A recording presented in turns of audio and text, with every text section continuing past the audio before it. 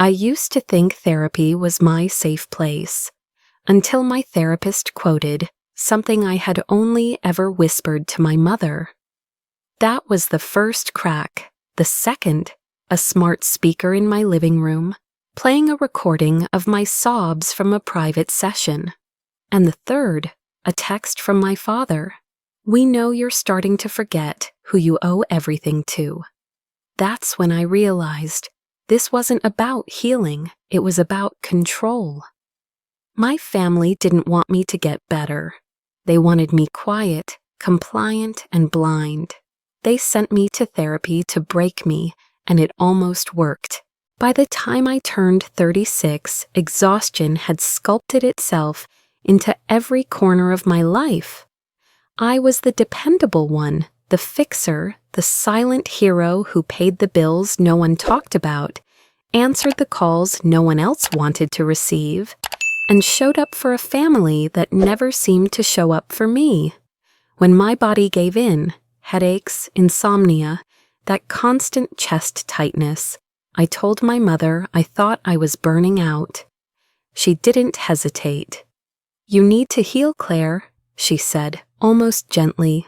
"We'll cover the therapy. You just focus on getting better." I wanted to believe her. I needed to. The therapist they recommended, Dr. Lane, was perfect, almost suspiciously so. She had soft eyes, warm tea, and an uncanny way of naming exactly what I felt before I could even form the words. "You carry weight that was never yours," she told me in our first session. I cried, harder than I'd allowed myself in years. By the third session, I told her something I'd never said out loud. When I was 24, I was betrayed by someone I trusted. A close friend had stolen a large sum of money from a joint project and framed me for it. It had cost me my first job and nearly my mental health. I hadn't told anyone in my family, not because I didn't want to, but because I knew instinctively they wouldn't believe me. Or worse, they'd find a way to blame me. When I finished, Dr. Lane looked like she might cry herself. "Does your sister know about this?" she asked softly. I blinked. "No, I've never told anyone, not even my family." She nodded, but something in her eyes shifted. I couldn't name it at the time, but the question stuck with me. Why would she assume I'd tell Lily? That night, I slept better than I had in months. A week later, a package arrived. No note, just a sleek box with my name on it and a familiar return address, my parents' home. Inside was a set of high-tech wellness tools, a smartwatch, a ring that tracked heart rate and stress levels, and a voice-activated AI speaker shaped like a minimalist orb. I smiled, oddly touched. Maybe they really did care. "Just making sure our girl stays healthy," my dad texted, followed by a winky face emoji that somehow felt both awkward and endearing. At first, I loved it. The speaker played soft jazz when I got home. The watch reminded me to breathe. The ring vibrated gently when my heart rate spiked, suggesting meditation or tea. For the first time in years, I felt supported. Then, on a Tuesday night, everything cracked. I had just come home from a session where I finally allowed myself to cry about something deeper. How I'd always felt like a tool in the family machine, not a person. I didn't want to talk to anyone, so I made tea and sat in silence. Then the speaker turned on. No prompt, no command, and then I heard myself crying, raw, guttural sobs. My own voice from just hours earlier, echoing through my living room. I dropped the cup. Tea spilled across the floor, burning my foot. The speaker powered off on its own. Heart pounding, I unplugged it, yanked the batteries out of everything they'd sent me. My mind raced. Had Dr. Lane recorded me? Had someone hacked the session? Was this a glitch? No, I wasn't crazy. I'd heard it. My voice, my pain. I barely slept that night. The next morning, I pulled up my therapy session calendar. My hands were shaking. I didn't even know what I was looking for until I saw it. An appointment, dated 2 weeks before my first session, booked under the name Lily C., my sister. I stared at it for a full minute, numb. Why would Lily be seeing Dr. Lane before me? My stomach twisted. I clicked further. The notes were encrypted, but the name was there. Same therapist, same address, same office. And my sister had been there first. I closed the laptop. For the first time in my life, I realized I didn't know what game I was in. But I knew one thing for sure. I wasn't the only player. In the days that followed, I tried to act normal, tried to make breakfast, answer emails, pretend my world wasn't unraveling thread by thread. But something had shifted.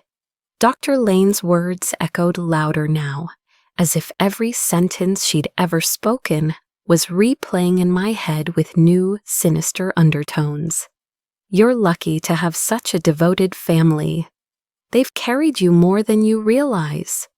You need to remember where you came from.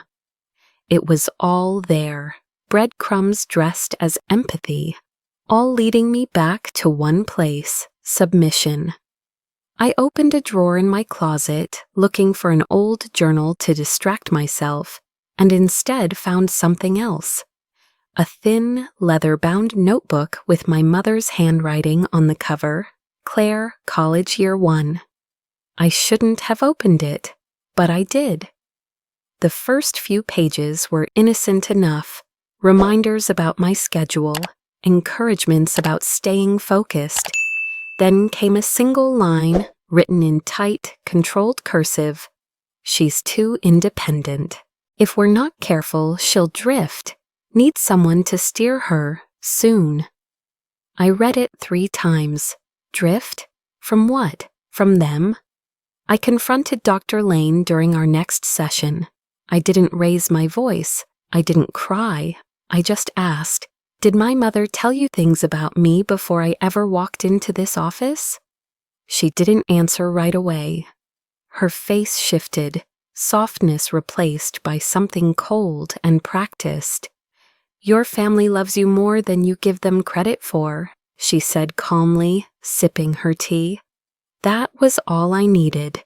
The next session, I came prepared. My phone was recording, tucked into the inner lining of my coat. I kept things light, let her think I'd moved on. We spoke about my stress at work, about self-worth.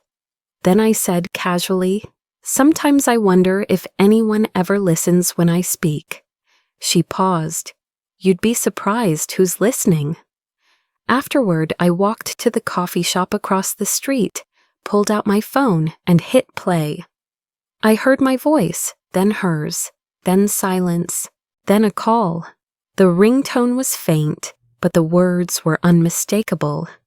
She's starting to suspect. We need to shift her focus, maybe push her toward reconciliation. It's not time yet. A man replied, keep her contained. I'll speak to Lily. My throat tightened. I knew that voice. It wasn't just familiar, it was foundational. It was the voice I used to call when my bike chain broke, when my college car died, when my rent was due 2 days early. My father. I stopped the recording and stared ahead at nothing, breath shallow. My father, the man who used to say, you're the only person in this family who makes sense, had just admitted to manipulating me. I couldn't cry, not yet. I walked until my legs gave up. Then I sat on a bench outside the boardwalk, watching waves crash like they didn't care about betrayal, or secrets, or therapy scams. I took out my phone and opened the camera, not for a selfie, but for something else.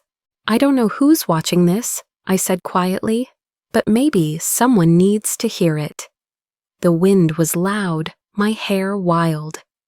My family sent me to therapy. I thought it was love. It wasn't. They sent me to silence me, to shape me. And the man I trusted most, my dad, was part of it. So now I need to ask you something. I leaned closer to the lens, eyes burning.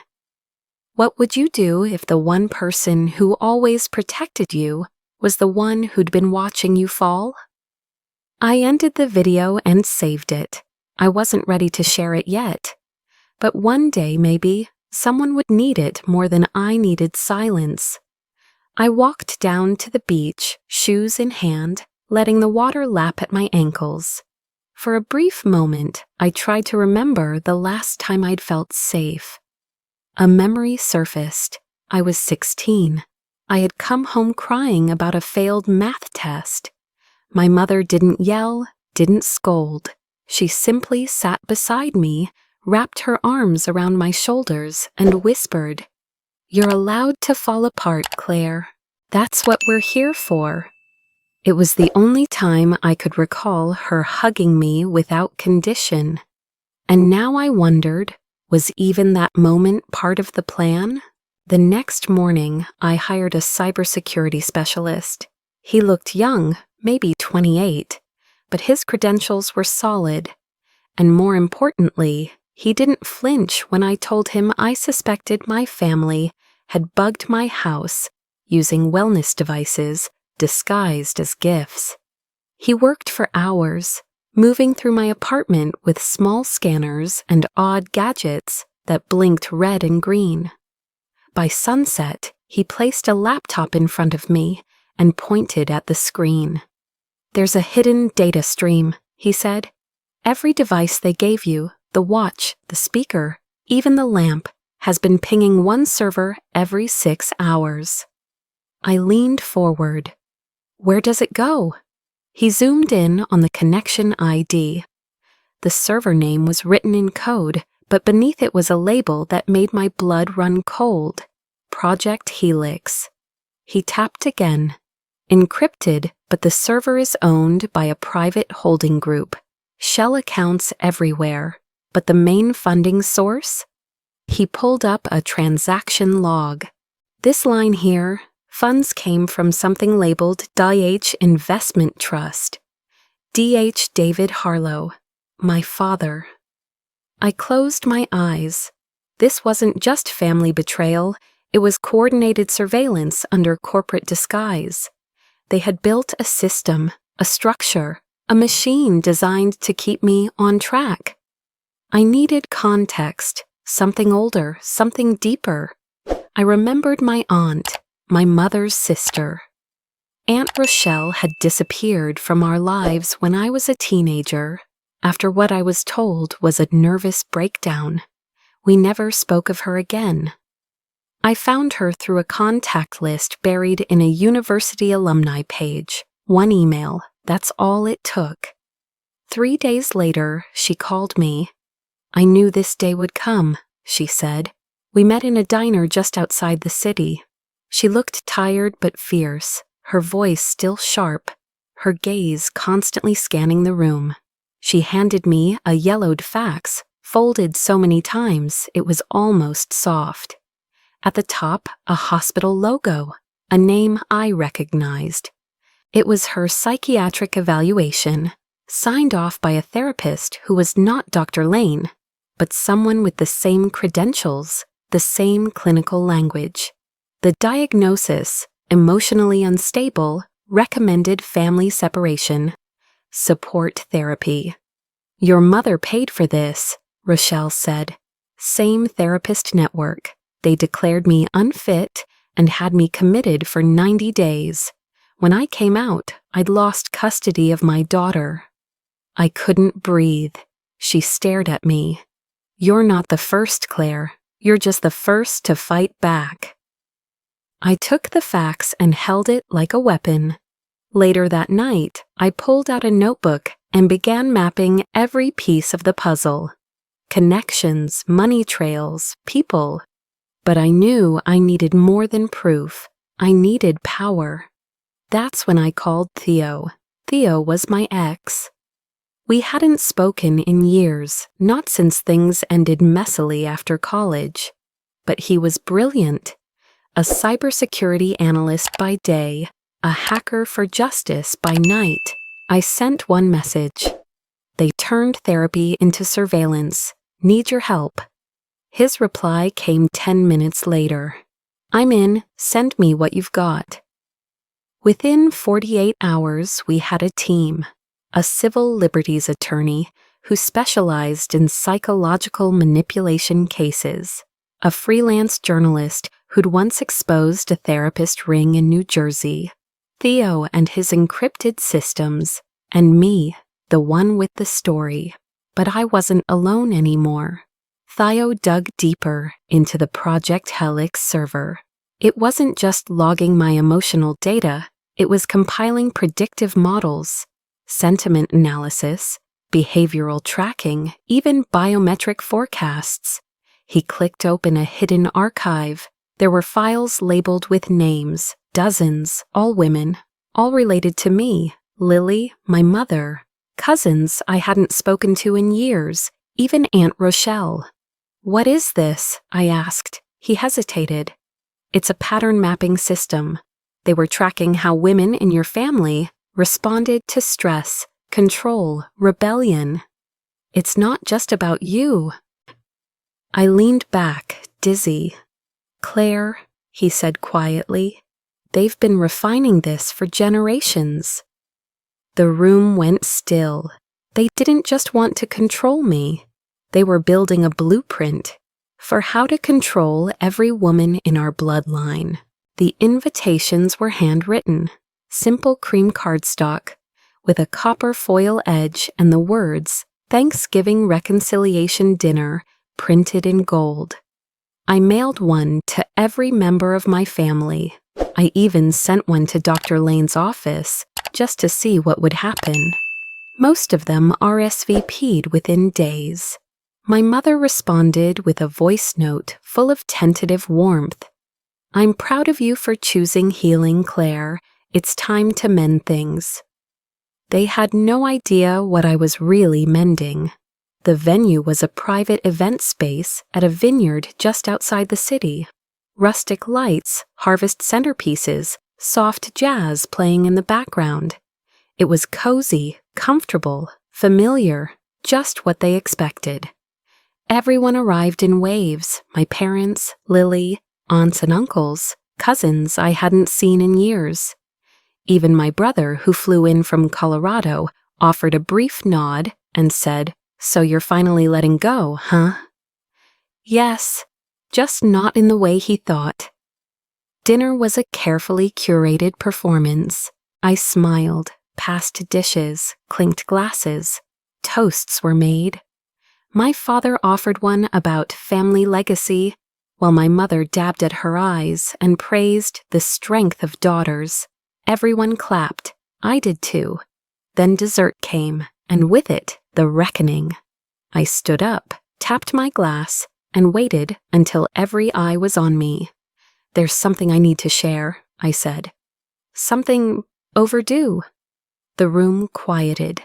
A few people exchanged glances, sensing the shift. I reached for the remote on the table beside me and hit play. The projector hummed to life, casting light onto the wall behind me. At first, just audio. My father's voice, calm, authoritative. She's starting to slip.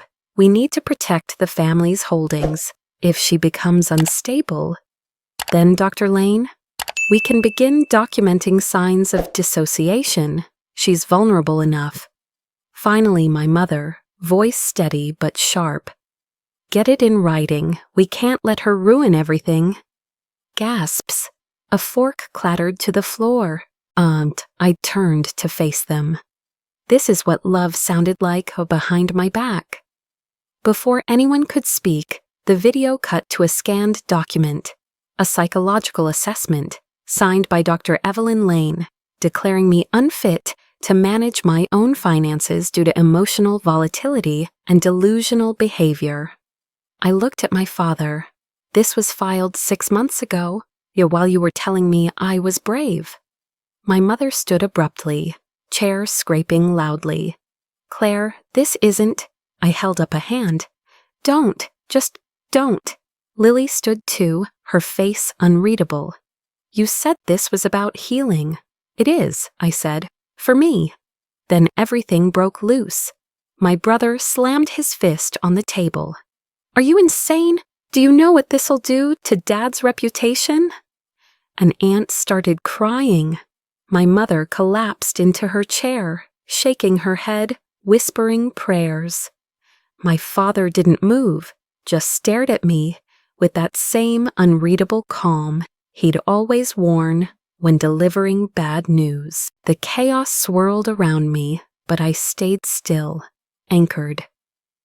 I walked to the camera set up near the fireplace, one Theo had positioned earlier, broadcasting to a private live stream. I leaned into the lens. I know some of you watching think I've just destroyed my family, but ask yourself something. If I had stayed quiet, if I had played along, would you have ever known the truth, or would you still be sitting at your own tables, wondering why something didn't feel right, but never daring to name it? I let the silence stretch. How many of you are watching this and thinking I'm a traitor? I asked softly. And how many of you are wondering what it would feel like to finally stop lying for people who never protected you? Behind me, my cousin knocked over her glass. My uncle stormed out. Lily whispered something to our mother, who was pale and trembling. Police lights flashed outside the window, right on time. I'd filed a report 2 days earlier, detailing the fraudulent psychiatric assessment and the illegal surveillance devices found in my home. Theo had provided digital forensics. My attorney ensured it reached the right hands. 2 officers entered quietly. They didn't arrest anyone, not yet, but they delivered a subpoena for Dr. Lane and documents for my father. He didn't even blink. As they left, the guests followed, some in shock, others in silence. By the time the room emptied, only Lily remained. She stood by the fireplace, arms crossed, watching me. "Did you plan all of this?" she asked, voice low. I nodded. She studied me for a moment. "You're not who I thought you were." "I'm not who they made me," I replied. Lily walked away. I stood alone among empty plates and flickering candles. For the first time in my life, I felt full. The courthouse was colder than I expected, clinical, impersonal. But for once, I welcomed the sterility. It meant this wasn't about emotion anymore. It was about truth. When the judge declared that the psychiatric declaration submitted by Dr. Evelyn Lane was fraudulent, everything fell apart in slow motion. My parents lost all legal access to my financial accounts. Dr. Lane's license was revoked on the spot, pending further investigation. I watched her eyes, empty, no remorse, just quiet calculation, as if she was already rehearsing her next version of the truth. Outside, reporters swarmed. The headlines came faster than I could read them. Therapist used for family surveillance scandal. Daughter wins lawsuit against parents in psychological abuse case. I didn't give interviews, not yet. I wasn't ready to narrate this story from a podium, but the world kept turning. Days later, I received a letter, no return address. The envelope was pale yellow, almost antique. Inside, a single page written in graceful, almost trembling script. "Claire, you don't know me, but I know the architecture of your pain. I was the first. Your mother had me committed when I was 21. She said I was a threat to the family's reputation, that I didn't know my place. She used the same therapist network, the same words, the same methods. My name is Eleanor. I've lived in silence for 37 years. You've broken the cycle. Thank you." I read it twice. Then again, Eleanor, a name I had never heard in any family story. Erased. She had been the test run. I kept the letter in a glass frame beside my bed, not as a trophy, but a reminder of what silence costs, of what survival can become. When the producers at a major talk show reached out, I said yes. Not because I wanted the attention, but because I knew people were watching. Women in living rooms, in hospital beds, in therapy offices, wondering if they were being listened to or studied. I sat under bright lights in front of a national audience. My voice was steady, but I didn't try to perform.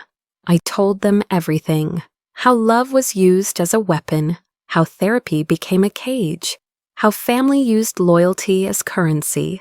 There was no drama in my delivery, no tearful crescendo, just truth, laid bare, and the world listened. In the days that followed, I received more messages than I could count, thousands, from women who'd felt the same invisible hand over their lives. Some messages were long and detailed. Others said only, "Me too." I began collecting them, cataloging them, connecting the senders. One message simply read, "You named what I couldn't." It was the most beautiful kind of justice, not in the courtroom, but in the echo. Weeks passed, life resumed its rhythm, but I moved through it differently, freer, quieter inside. Until one morning, something called me back to the past, not to pain, but to origin. I drove out to the old cemetery on the edge of town, the place where generations of my family rested in neat rows of polished granite. I found her grave with ease. Margaret Harlow, 1928-1995. Beloved mother, loyal wife. That's all it said. I stood there for a long time, tracing the etchings with my fingers. My grandmother, the woman I knew only through filtered stories, always framed through my mother's voice. They said she was strict, private, cold, but I'd always wondered if maybe she'd just been silenced too. A gust of wind swept dried leaves across my boots. I knelt beside the stone and whispered, "I see you." I don't know if anyone ever said those words to her while she was alive. As I turned to leave, my phone buzzed, an email notification. The subject line stopped me. Inheritance notification, Harlow Equity Group. Confused, I opened it. It was from the company attorney. My name had been added to a shareholder transfer document.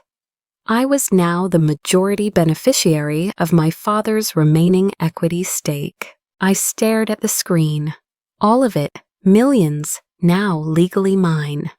It was supposed to be a final power play, one last attempt to bind me with wealth.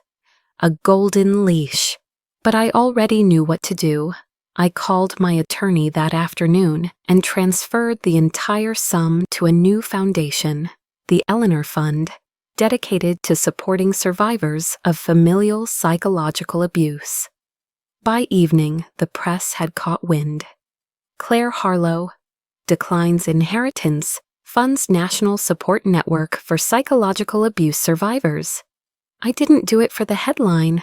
I did it for the girl I used to be.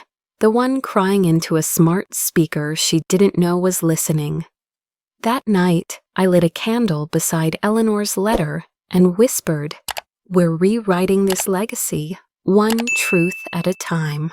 The cottage sat at the edge of a quiet beach town, 3 hours from the nearest city and far from any cell tower strong enough to matter. No Wi-Fi, no cameras, no one watching. That was the point. I didn't tell anyone where I went, except Theo, who helped me set up encrypted communication for only the most essential contacts. Everything else, email, social media, GPS, was gone. A deliberate disappearance.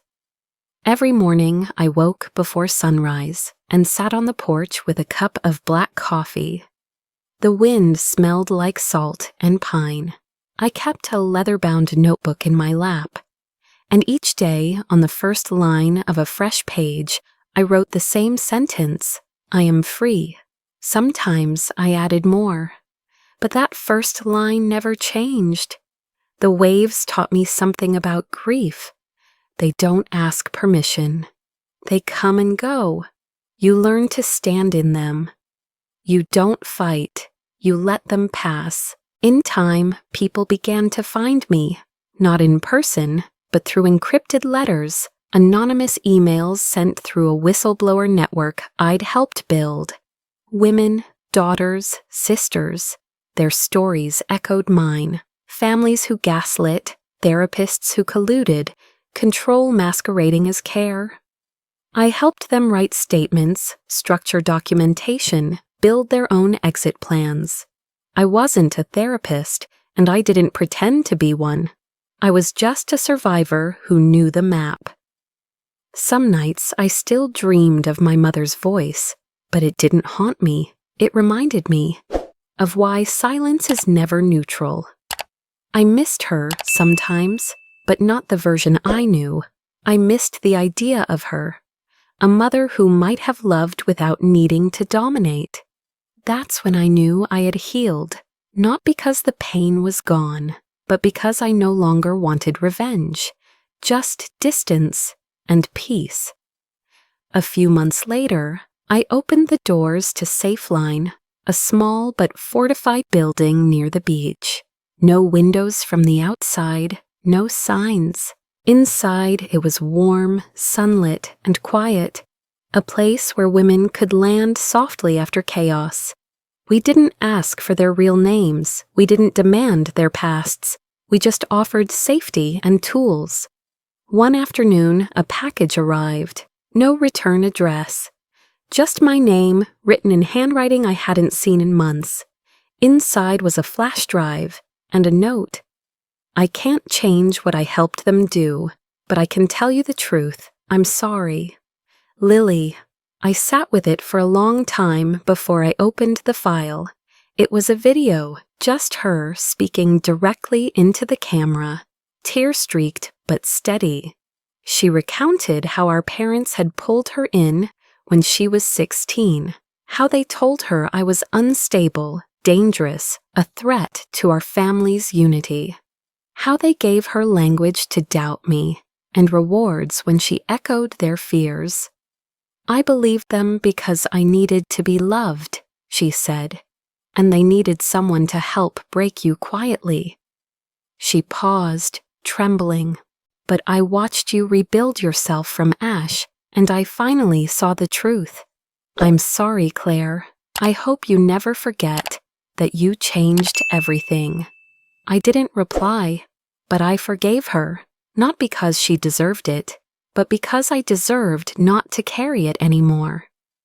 Months passed. I was invited to speak at a local women's recovery forum, small, intimate, maybe 30 people, seated in folding chairs. I didn't write a speech. Instead, I stood in the center of the circle and held up a small, silver ring, the same one that used to track my heart rate, my stress, my movements. This used to measure my anxiety, I said. It buzzed every time I resisted their control. I thought it was helping me. A few chuckles, a few tears. But now, I smiled, it reminds me who I belong to.